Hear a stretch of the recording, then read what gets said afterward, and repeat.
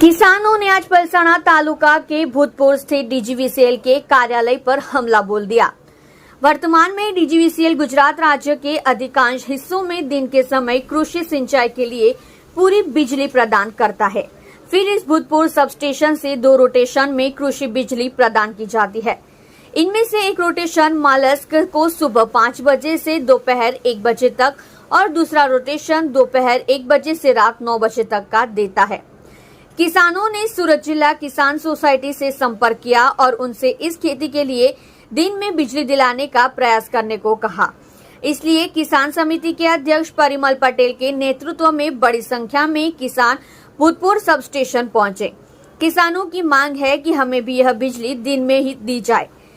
इन्होंने कहा कि जब मालस्क में बिजली ट्रिप हो जाती है तो सुबह तक उसे चालू करने वाला कोई नहीं होता, इसलिए 8 घंटे बिजली के बजाय 4 या 5 घंटे ही बिजली मिलती है और बाकी घंटे ट्रिपिंग के कारण बर्बाद हो जाते हैं।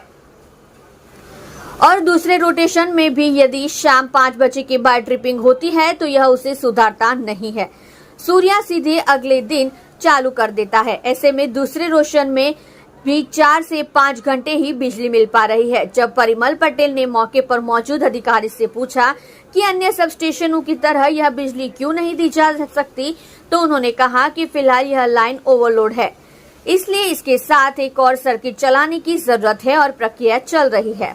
लेकिन जब उनसे पूछा गया कि क्या उनको टेंडर भरे गए, उत्तीर्ण क्या किसी को टेंडर दिया गया है, उनके पास कोई जवाब नहीं था और उन्होंने कहा कि हम अपने वरिष्ठ से मिलकर आपको जानकारी दे सकते हैं। लेकिन किसानों ने उनकी बात नहीं मानी और मांग की कि जब तक यह सर्किट नहीं बन जाता तब तक हमें सुबह 7 बजे से दोपहर 3 बजे और सुबह 11 बजे से शाम 7 बजे तक 2 रोटेशन में बिजली दी जाए।